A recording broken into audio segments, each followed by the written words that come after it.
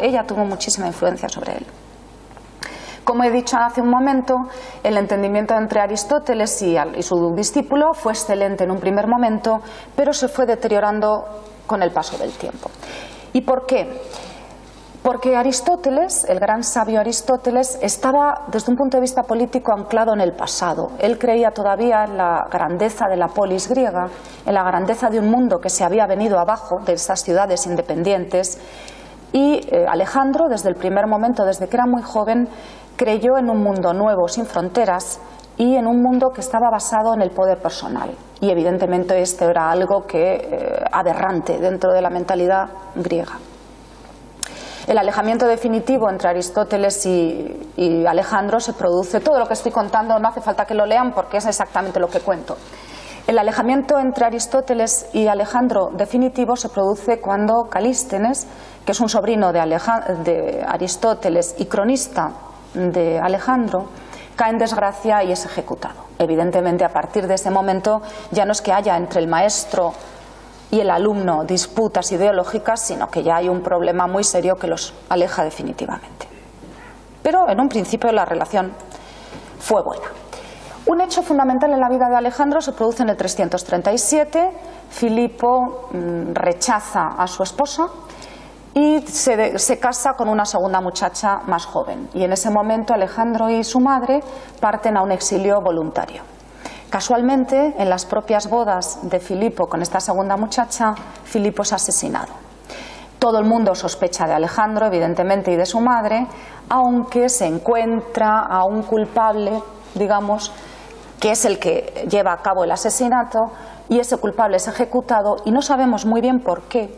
No sabemos muy bien por qué los generales macedonios, a pesar de todas las sospechas, deciden que sea Alejandro quien herede el poder el reino de su padre. Bien, la cuestión es que Alejandro llega a ser rey de Macedonia, un reino que ya ha extendido muchísimo su padre. Fíjense, lo ha extendido prácticamente a toda Grecia, con la excepción de zonas marginales, y el único imperio cercano, evidentemente, y el único que hay en este momento, ¿no?, que se opone nítidamente a él, es el imperio persa, ¿no? Es decir, es el imperio que compite en este momento, aunque es mucho mayor que el macedonio, pero en cualquier caso es la única amenaza real que podría tener Macedonia. ¿Qué ocurre cuando Alejandro llega al poder? Los griegos, que están sometidos por Alejandro y que además no se sienten macedonios, hemos de tener en cuenta que Macedonia nunca fue considerada como región netamente griega, de los griegos de pedigrí, digamos, pues lo que ocurre es que cuando Alejandro llega al poder, las ciudades griegas se rebelan contra él porque consideran que es un chico joven, sin experiencia y que no va a mantener el poder. La sorpresa es que Alejandro sofoca la rebelión, los pasa a cuchillo, tremendo, hace una represión tremenda, sobre todo en Tebas. Ya, si luego tenemos tiempo hablaremos sobre ese incidente en Tebas, pero en cualquier caso sofoca la rebelión, controla toda Grecia y a partir de ese momento nunca más Grecia vuelve a enfrentarse a él de forma real. Cuando ya controla toda Grecia, evidentemente cualquier rey se habría estado ya contento, pero no Alejandro. Y Alejandro comienza a plantearse la posibilidad de ampliar su territorio hacia el este, donde hemos visto que están los persas. Para Alejandro es siempre fundamental justificar todas sus acciones políticas y bélicas. Ya lo vamos a ver a lo largo de la conferencia. Es fundamental. ¿Y cómo justifica él su afán por extender sus dominios hacia Persia? Pues acudiendo a un argumento que nos parece peregrino, pero que le sirvió, y es acudir al argumento de que él iba a vengar las ofensas de los persas contra los griegos 100 y pico años antes, es decir, en las llamadas guerras médicas o guerras contra los persas, en las que Persia invadió varias veces Grecia. Esa guerra fue saldada con la victoria de Grecia, es decir, no tenía ningún sentido vengarse de los perdedores, pero en cualquier caso él abandera esta expansión hacia los territorios persas con el argumento de que hay que vengar la memoria de estos griegos caídos. Bien, y entonces Alejandro comienza sus grandes batallas en persecución del rey persa de aquel momento, Darío III, y ya vamos a ver, se enfrenta a él en varias batallas, todas ellas las vence Alejandro y en todas ellas el rey huye. Bien, esta es la capital de Macedonia, Pela, y la primera batalla famosa en la que Alejandro se va configurando como una figura excepcional dentro del ámbito militar y con una inteligencia sublime, dicen hasta sus mayores enemigos, es la batalla de Graníco. En esta batalla ya los griegos mismos y los persas se dan cuenta de que Alejandro es una persona singular. Al parecer no conocía el miedo, luchaba siempre en primera línea, tenía una capacidad para controlar los espacios, los movimientos, una cabeza muy matemática, y eso enseguida queda muy claro para también los enemigos, no solo sus hombres.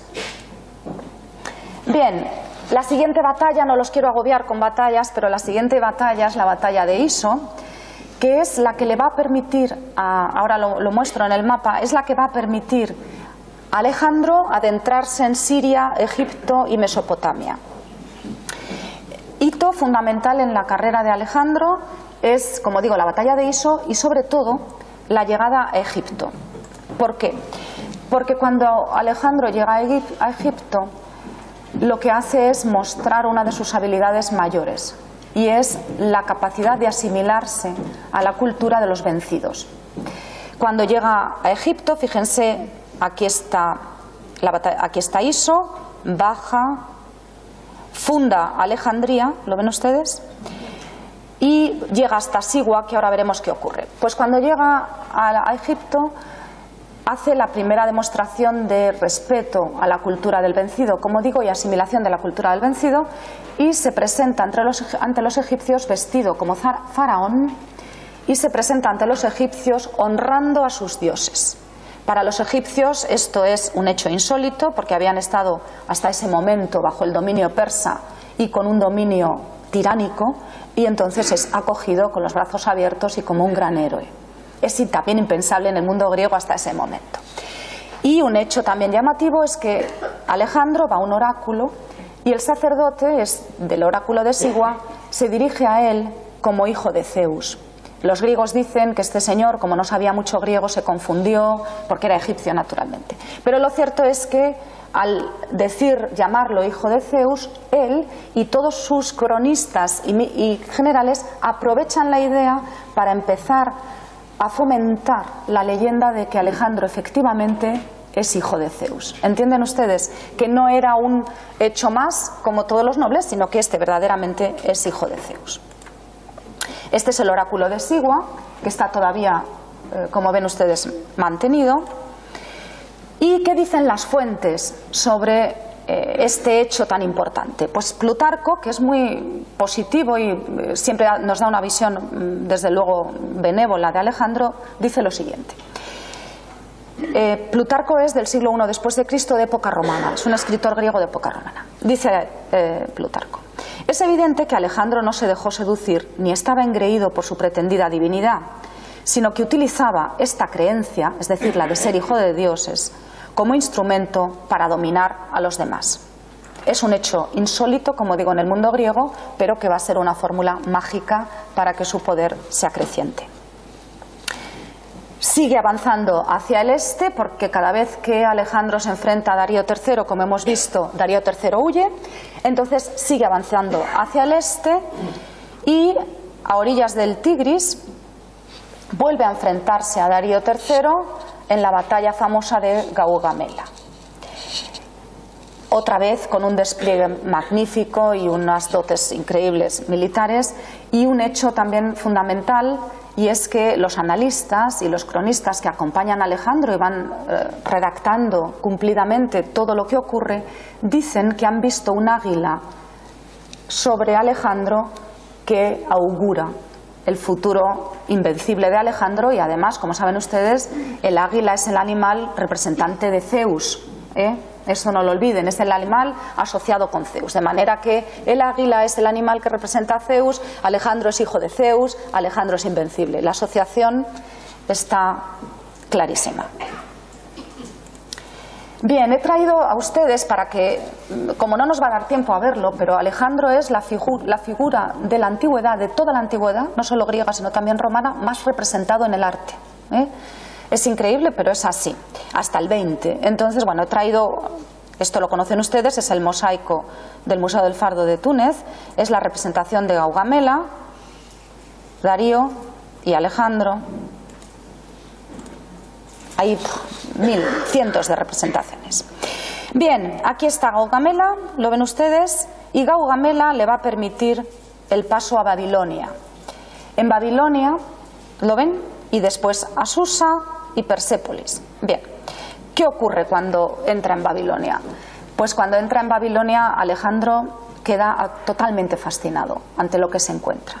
Queda fascinado ante la belleza de aquella ciudad, queda fascinado ante su arquitectura, queda fascinado ante sus gentes, queda rendido ante esa exuberancia que era desconocida en Macedonia. Y eso va a cambiar radicalmente su forma de ver Oriente, ¿no? Cuando llega a Babilonia empieza a darse cuenta de que los griegos no son nadie.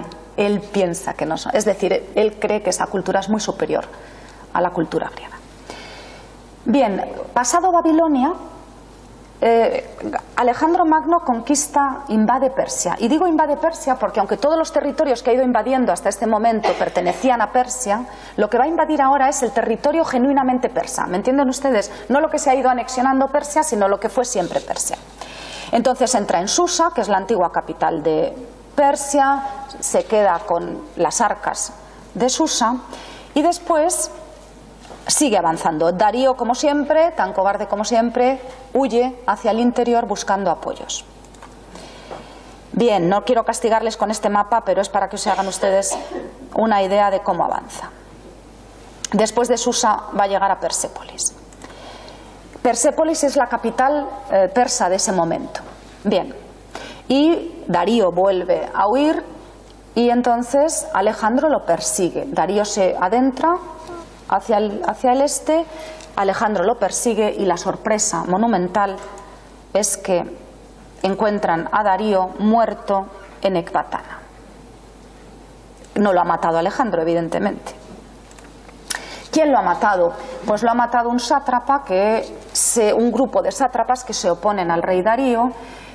Y la sorpresa es que Alejandro está dispuesto, en principio, a perdonar a esos sátrapas. Pero uno de ellos, que es Beso, se declara a sí mismo rey, es decir, sucesor de Darío. Ese hecho para Alejandro es inaceptable porque eso lo que impide es que Alejandro siga avanzando, ¿entienden? Porque ya ha matado a Darío, que es el descendiente de los malos persas que invadieron Grecia, ahora ya no tiene motivos para seguir avanzando, ¿entienden ustedes? ¿Y qué hace? Pues lo que Alejandro hace en un golpe magnífico, político y perverso, es declararse vengador de Darío. ¿Entienden? Es decir, el que ha usurpado el poder de Darío tiene que ser castigado porque no le corresponde ese poder.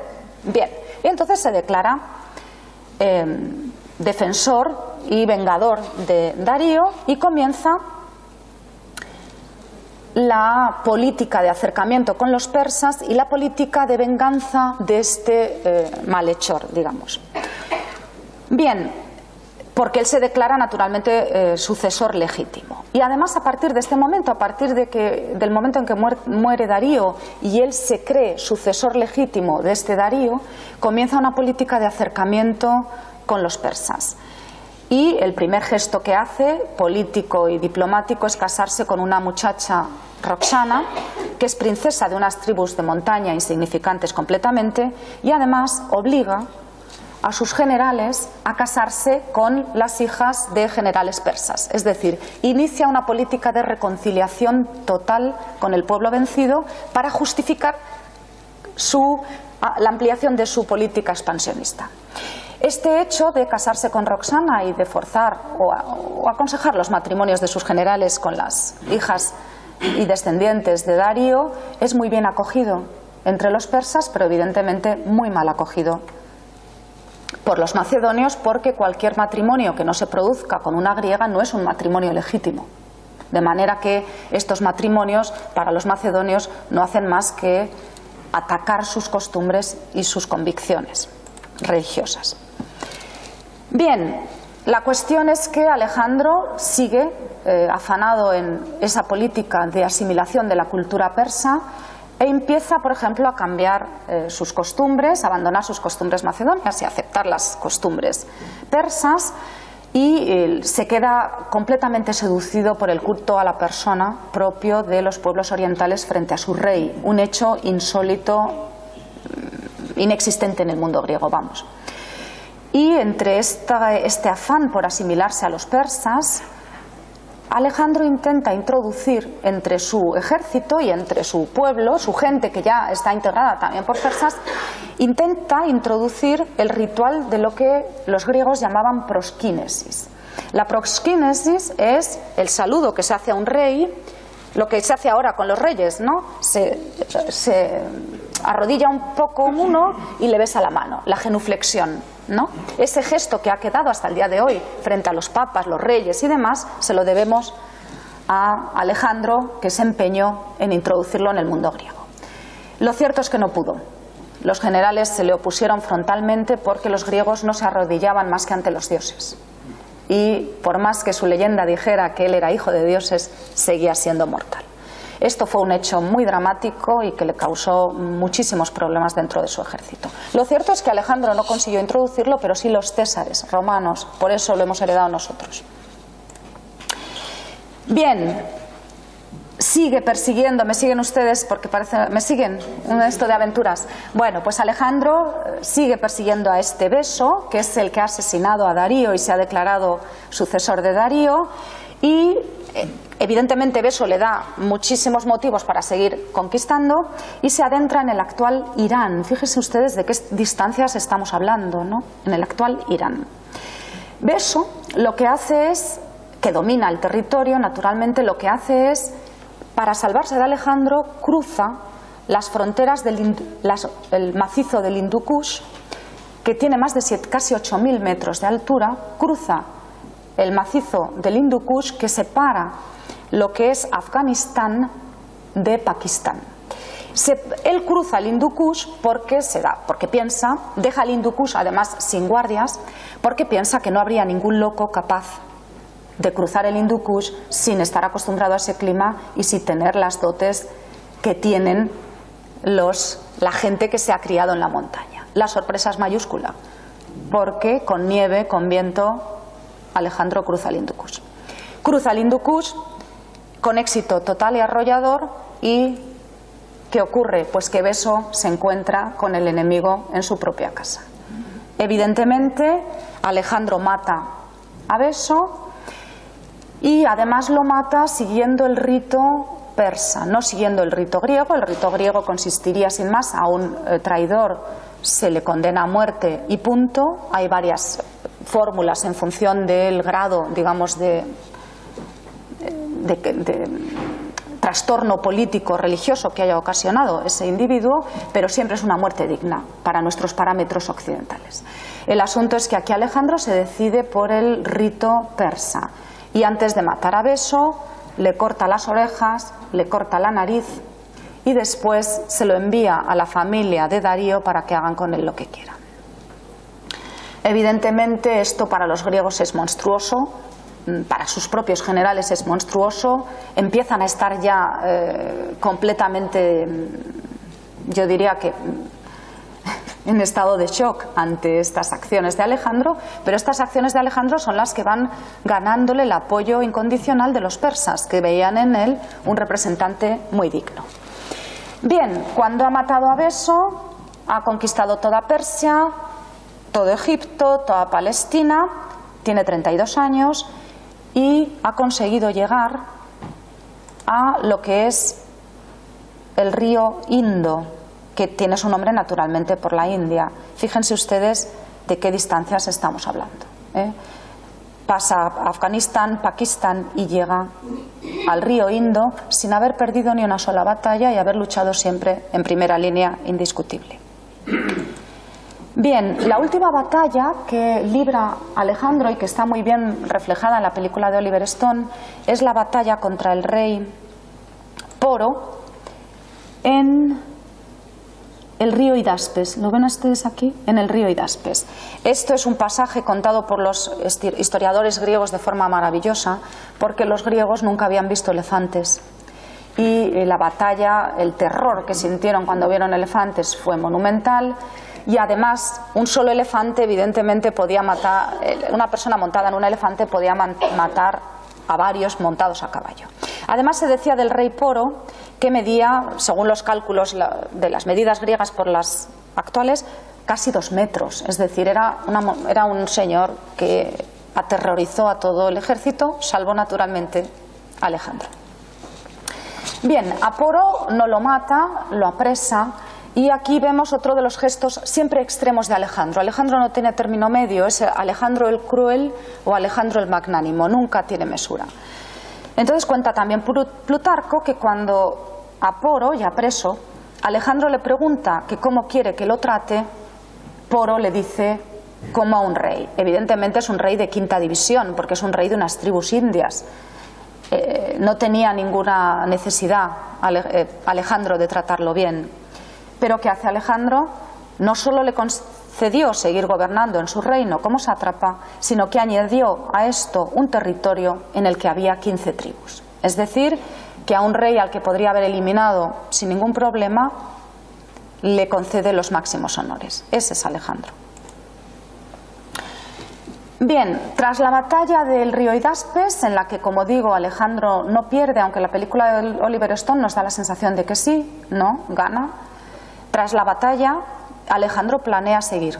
Quiere seguir porque ya tiene un espíritu también de conquistador, de aventurero. Él quiere saber qué hay más allá. Pero no puede continuar porque se organiza un motín de sus tropas. Imagínense, las tropas llevan 12 años fuera de casa, 12 años pasando frío, pasando penalidades. Alejandro no se enriqueció nunca y evidentemente sus tropas tampoco. Habían abandonado a sus familias y ninguno tenía ningún afán ni de conquistador ni de aventurero. Llega un momento en que no pueden más, se rebelan contra él y lo que ocurre es lo siguiente. A los macedonios, que veían que Alejandro los trataba ahora con menosprecio, les molestaba su vestimenta persa. Ante esto y otros comportamientos no pudieron ya permanecer en silencio, sino que le rogaron que les diera de baja de su ejército. Ya no se sentían identificados con esta causa. Al oír esto, Alejandro, que por entonces estaba más tenso con los macedonios a causa de la veneración a la que le habían acostumbrado los bárbaros, saltó del estrado y dio órdenes de que detuvieran a los cabecillas que habían soliviantado al resto del ejército. Y después ordenó que fueran ejecutados. No era una conjuración, sencillamente era la sugerencia de que por favor regresaran. Bien, a pesar de que esa oposición macedonia de los generales macedonios es sofocada, y no solo esta, les he puesto esta, pero hubo muchas personas que cayeron en desgracia, muchos amigos íntimos de Alejandro que en este periodo de orientalización de Alejandro se alejaron de él y fueron también ejecutados finalmente por sospecha de sedición. Bien, en este proceso, digo, de alejamiento de sus hombres macedonios y de acercamiento a sus hombres persas, Alejandro se da cuenta de que tiene que reestructurar su ejército y tiene que regresar. Tiene que abandonar sus planes de llegar al extremo oriente del mundo conocido. Y entonces decide reorganizar su ejército y volver a Babilonia.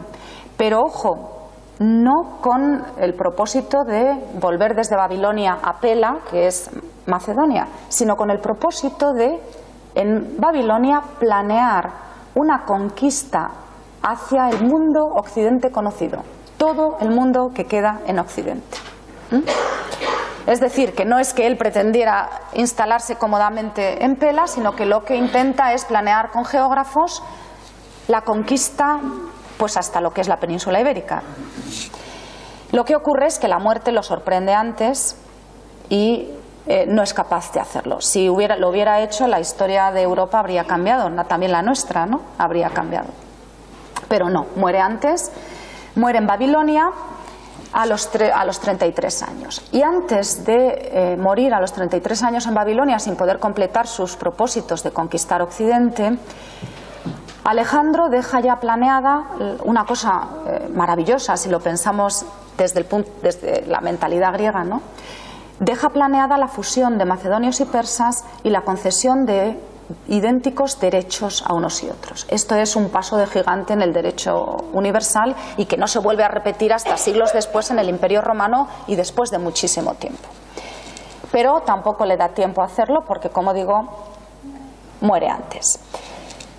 Muere antes y muere, como digo, en Babilonia a los 33 años. No es casual que sean 33 años, es decir, en Alejandro fueron 33, pero lo que tendríamos que pensar es por qué grandes héroes de la historia casualmente mueren todos a los 33, ¿verdad? Es decir, hasta en esto Alejandro ha creado un precedente, ¿no? Es decir, se crea una leyenda y los grandes hombres todos tienen que morir a los 33, aunque no haya crónicas que nos digan que tenían 33, podían tener 34 o 37. Pero la cosa es que él muere a los 33 y se piensa en un principio que muere de unas fiebres y poco a poco se van generando sospechas de que tal vez fuera envenenado. Bien, leo las fuentes griegas que nos dicen: sospechas de envenenamiento en ese momento, es decir, en el momento de su muerte, no tuvo nadie, pero 5 años después dicen que como resultado de una denuncia, Olympiade, que es su madre, recuerden la que tanta influencia había tenido como él, sobre él, dio muerte a muchas personas y esparció al viento las cenizas de Iolas. Iolas era uno de sus generales, de los generales de Alejandro, ya muerto por entonces, bajo la acusación de haberle servido un veneno en un vaso. Es decir, el esparcir las cenizas e impedir que el muerto pudiera ser honrado era una de las mayores ofensas que se podían hacer a un fallecido, ¿no? Esto es lo que se hace con Iolas. Bien, esta es una representación, creo que es del 18, del 19, de la muerte de Alejandro. La cuestión que se plantean los cronistas, se plantea a todo el mundo, es si verdaderamente Alejandro murió de muerte natural o murió envenenado. No lo sabemos, creo que no se va a saber nunca.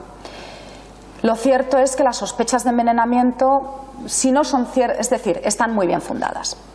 ¿Por qué? Porque durante los últimos años de su reinado ya les he dicho que empezó a tomar medidas muy conflictivas, que lo alejaron paulatinamente del ejército macedonio, de sus grandes amigos y de sus grandes generales, y el descontento de los macedonios fue cada vez mayor. De hecho, hubo conjuras, algunas reales y otras imaginadas, pero hubo muchas conjuras.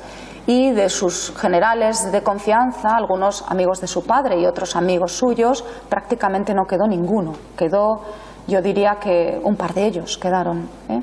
Es decir, todos los demás fueron sospechosos de sedición en algún momento y fueron ejecutados. De manera que, si no es verdad que fue envenenado, motivos y ganas en el ejército macedonio seguro que había. ¿Qué ocurre cuando muere Alejandro a los 33 años? Pues había tenido hijos con Roxana y había tenido hijos con otras mujeres, aunque su gran amor era Hefestión, su compañero, pero los griegos, el amor era una cosa y la procreación era otra. Él procreó con varias mujeres, pero recuerden ustedes que ni siquiera Roxana era mujer legítima dentro de los parámetros griegos, con lo cual murió sin descendencia, digamos, reconocible como tal para los griegos, y además todos sus familiares, cuando él muere, fueron asesinados. Y lo que ocurre es que su imperio se divide, se tiene que dividir entre los generales que habían sobrevivido a estas sediciones y a esos devaneos que tuvo Alejandro. Bien, se dividió entre lo que se conoce en historia y en el mundo griego como diádocos, es decir, los sucesores literalmente. Y a pesar de que estos diádocos intentaron mantener el mundo de Alejandro unido, el imperio se desvaneció con la muerte misma de Alejandro. Es decir, el imperio se divide, queda fragmentado en varias regiones. En algunas de ellas la pervivencia griega va a ser muy efímera, en otras, como Egipto, la pervivencia griega va a ser muy larga y fructífera. Por ejemplo, piensen ustedes, el Egipto que conocen los romanos es el Egipto de Cleopatra, eso es un Egipto griego, es un Egipto donde se habla griego. La lengua franca es el griego, es la lengua a la que se traduce la Biblia, es la lengua oficial del Imperio Romano, no lo olvidemos. Augusto, por ejemplo, redacta su testamento en griego y en latín, es decir, que el griego, gracias a Alejandro y gracias a Egipto, se mantiene como lengua culta hasta prácticamente la desaparición del Imperio Romano. Bien, no podemos entrar en la, para mí, fascinante figura de Alejandro, el carácter de Alejandro, porque nos llevaría muy lejos. Pero Alejandro, como digo, desde el momento mismo en que vivió y reinó, tuvo una corriente de historiadores que lo adoraban y de políticos, y una corriente de historiadores que lo aborrecían. Como digo, es un personaje que no dejó indiferente a nadie. En lo que todo el mundo estaba de acuerdo es que era un militar excelente, tenía una valentía inigualable y una inteligencia sublime. Eso era algo que todo el mundo reconocía, y también todo el mundo reconoció siempre, incluso sus más firmes apoyos, reconoció que era una persona muy colérica y que era una persona sin término medio, sin el tometron que tanto les gusta a los griegos. Era una persona de excesos. Entonces, claro, ¿qué ocurre? Esto se lo he traído para que vean ustedes cómo se manipula la historia. Este texto se lo he traído de Plutarco porque hay una teoría fisonomista que les parecerá a ustedes una tontería, pero que sobrevive hasta el día de hoy, y es la teoría que se genera en el mundo griego de que la cara es el espejo del alma. Se dice así en español, ¿no? La cara es el espejo del alma. Eso es un principio griego y hay toda una teoría filosófica muy seria basada en eso. De manera que, según tu carácter, según tu aspecto, según tu complexión, estás condenado, entre comillas, a tener un carácter u otro. Por ejemplo, hoy se dice siempre que los gorditos son muy buenas personas y los flacos tienen muy mala uva, ¿no? Eso proviene de los griegos, aunque nos parezca una tontería. La cuestión es que toda esa gente que está empeñada en defender a Alejandro van a ser los más interesados en apoyar la teoría fisonomista. ¿Por qué? Pues lo van a ver ustedes enseguida. Nadie puede negar que Alejandro era colérico, excesivo, vengativo y enloquecido, pero vamos a ver, el pobre estaba condenado a ello. Y vean por qué. Dice la teoría fisonomista griega, seria y mantenida muchísimo tiempo. Alejandro tenía la piel blanca, según dicen, con una blancura que se teñía de púrpura, sobre todo en el pecho y en el rostro, es decir, esta gente tan blanca que es rosa, ¿no? Su piel exhalaba una fragancia muy agradable y su boca y todo su cuerpo despedían un grato olor hasta impregnar su ropa. Bien, la causa de esto, es decir, que fuera tan rosita y que tuviera ese olor tan agradable, la causa de ello era seguramente la constitución de su cuerpo, que era ardiente y fogosa, pues el buen olor proviene de la cocción de los líquidos bajo efecto del calor. Alejandro es el calor de su cuerpo, según es verosímil, lo que le hizo propenso a la bebida y apasionado. Es decir, tenía unos humores tan calientes y tan activos que estaba condenado a no ser un hombre comedido. Es decir, la pasión le venía por esa condición física. Bien, este mapa lo he traído, es un ejemplo, aunque hay muchas más Alejandrías, para que vean ustedes que en ese afán de, yo no sabría si de protagonismo, de vanagloria personal, no lo sé muy bien, lo cierto es que Alejandro es el primer personaje en la historia del mundo occidental que se atreve a poner su nombre a, yo qué sé, 25 ciudades, es que no sé a cuántas. He traído algunas aquí, Alejandría, aquí hay otra, aquí hay otra, aquí hay otra, pero además se atreve incluso a ponerle su nombre, a ponerle a una ciudad el nombre de su caballo. Es decir, que el culto a su persona fue tremenda. Pero aparte de ese furor que tenía Alejandro en todo, es verdad que hay aspectos de Alejandro que son magníficos. Por ejemplo, a mí me parece fascinante la capacidad que tiene Alejandro para respetar a los vencidos, para asimilarse a ellos y para hacerse adorar inmediatamente. con un respeto sublime. Evidentemente él luego tendría sus propias creencias, pero lo conseguía desde luego camelarse a todos. Y les he traído algunas representaciones muy interesantes. Por ejemplo, aquí Alejandro, fíjense, está vestido a lo egipcio y está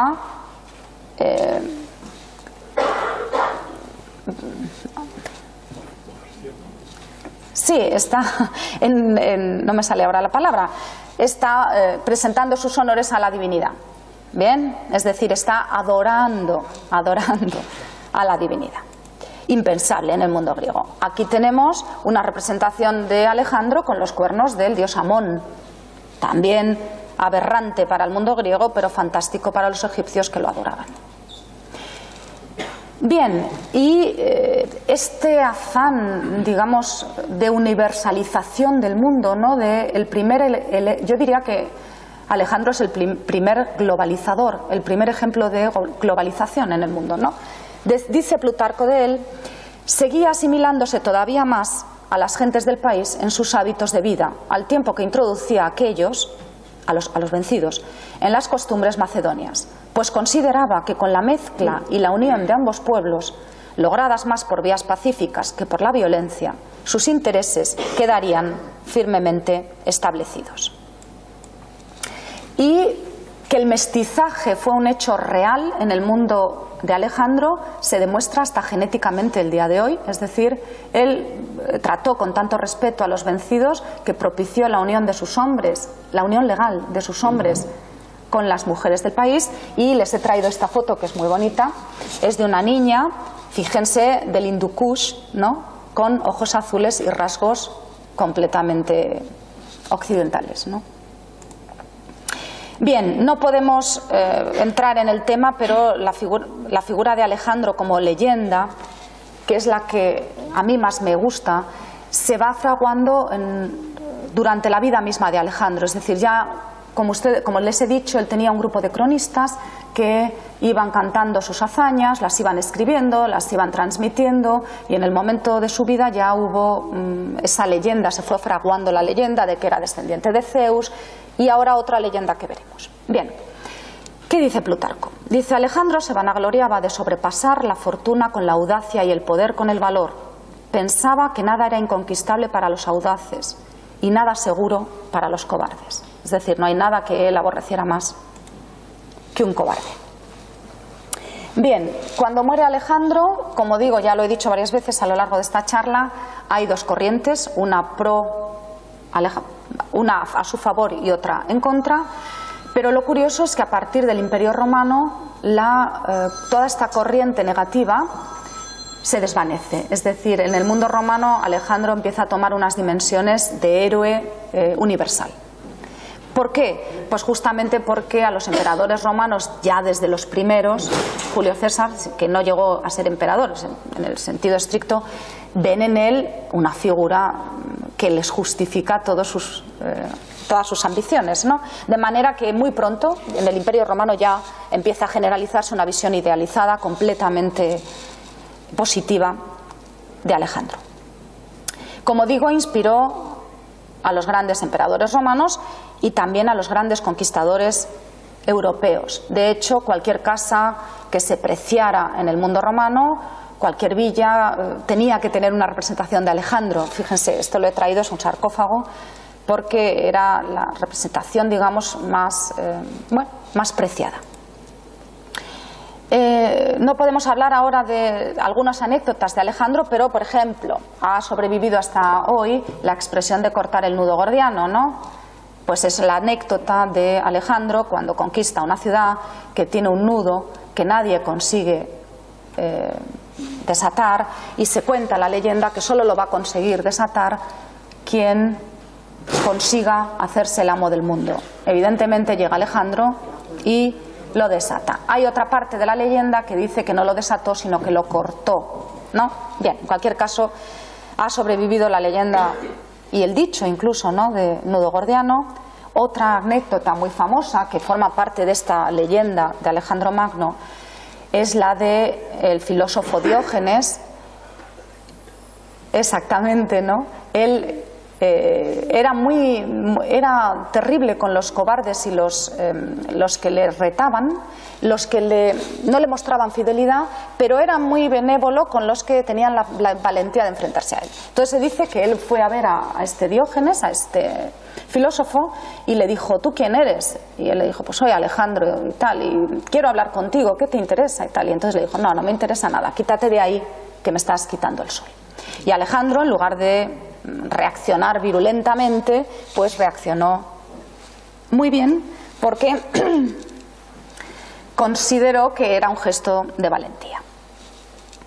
Bien, adentrándonos un poco en esta leyenda de Alejandro, que como les he dicho antes, se va asentando en la base de que Alejandro es descendiente de Zeus, hijo de Zeus. Recuerdan ustedes que al principio hemos dicho que la familia de Alejandro, el padre decía ser descendiente de Zeus y la madre descendiente de Aquiles. Le falta la segunda pata, digamos, ¿no?, para completar su carácter cuasi divino. Entonces llega un momento en lo que él hace es intentar que su figura se asimile no solo como hijo de Zeus, sino que se asimile indiscutiblemente a Aquiles, que era el otro gran héroe del que decía descender su familia. ¿Y cómo lo hace? Pues bastante fácil lo tiene, porque Aquiles tiene una relación íntima con Hefestión, y lo que Aquiles va... Alejandro tiene una relación íntima con Hefestión, es uno de sus generales, y lo que Alejandro va propiciando poco a poco es que se equipare esa relación Hefestión-Alejandro con la relación Patroclo-Aquiles, los dos grandes amantes de la épica griega. Bien, y no lo recordarán ustedes, a lo mejor mis alumnos del Puma sí lo recuerdan, pero se lo digo ahora: cuando en la Ilíada se cuenta que Patroclo muere, no sé si recuerdan que Aquiles, en un ataque de ira y de dolor, organiza una hoguera, tira a la hoguera vivos a sus 12 perros más queridos y además a todo aquel joven troyano que se encuentra a su paso. Es decir, quema vivo a todo aquel troyano que se encuentra a su paso.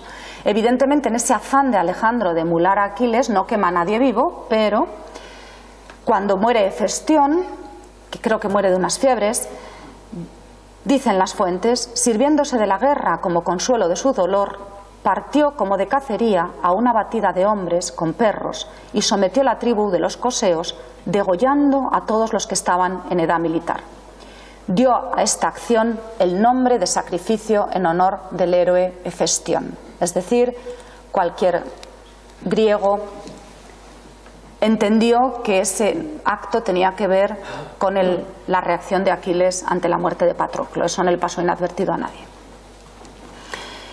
Bien, otro hecho, estoy dando así pinceladas que caracterizó a Alejandro, es por primera vez el vínculo estrechísimo con su caballo.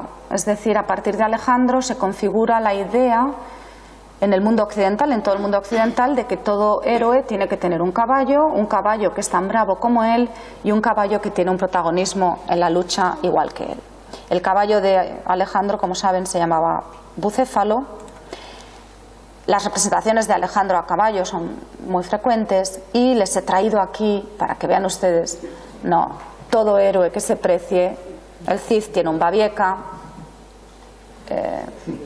Don Quijote tiene a nuestro Rocinante, Carlos V se deja representar a caballo porque es símbolo de heroísmo, Napoleón, naturalmente, Hitler también, y la visión chusca, ¿no?, nuestro Gil, con su caballo que se llamaba, no lo olviden, Imperioso, de imperio.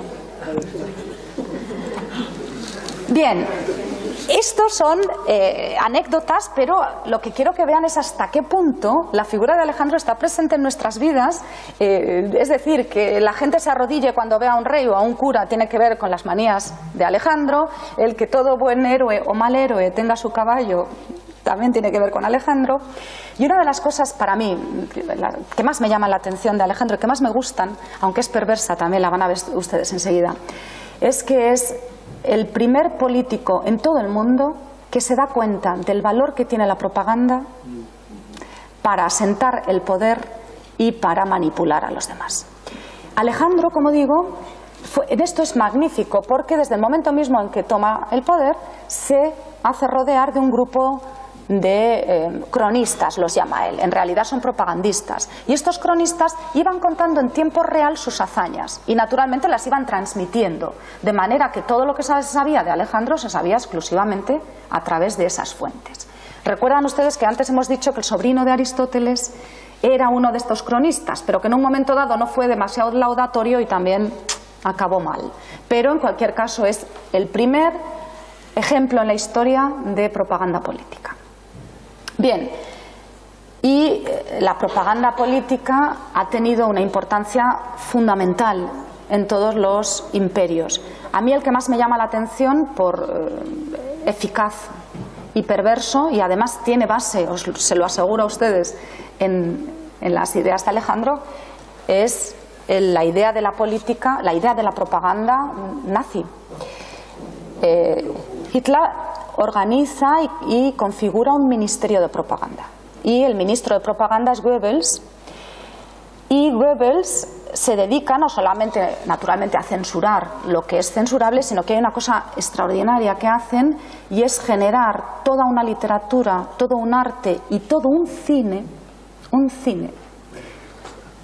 ahí está, en torno a el nazismo. Y por ejemplo, una cineasta que a mí me apasiona porque es magnífica, que es Riefenstahl, aquí la tienen ustedes. Cuando ustedes ven estas imágenes impresionantes del ejército nazi, es muy curioso porque si ustedes ven la toma previa a los ojos de la Riefenstahl y la toma de los ojos de la Riefenstahl, la diferencia es abismal. Es abismal. ¿Por qué? Porque la Riefenstahl sabía perfectamente el poder que tenía la propaganda en el mundo nazi y bueno, la explotaron basándose en esa idea de que la propaganda, bueno, y de hecho con ella consiguieron manipular la opinión pública de todo un pueblo, ¿no? Que también miraba para otro lado, pero bueno, en cualquier caso estaban muy entusiasmados todos ellos. Por último, y creo que voy perfecta de tiempo, por último, otra simbología que está todos los días en nuestra casa es el águila, ¿no?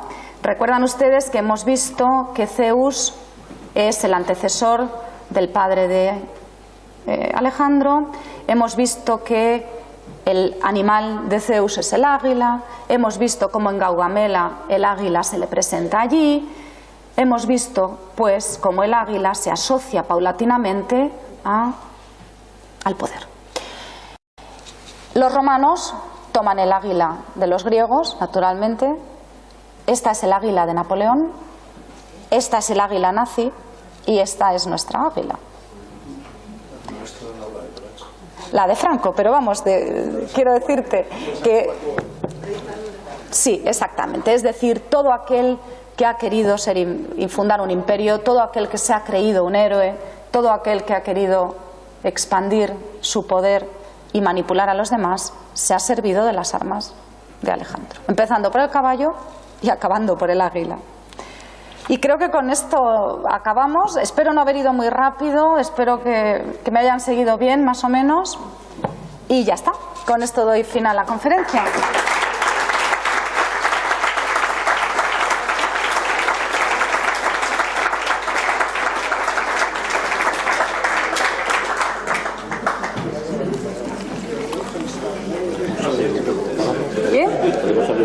Claro, claro. Bueno, si os parece, en el tiempo que nos queda podemos abrir un turno de palabra, de preguntas, si alguien quiere. Más que nada yo les hago propaganda para que vean que el mundo griego está todavía presente entre nosotros, ¿no? O sea, eso es más o menos lo que yo les quiero transmitir, que hasta los malos de la historia viven de los griegos. Diga. ¿Qué se sabe del lugar de enterramiento de Alejandro Magno? No se sabe nada, se cree que está en Macedonia, se cree, y de hecho se visita como la tumba de Alejandro, y se dice de los romanos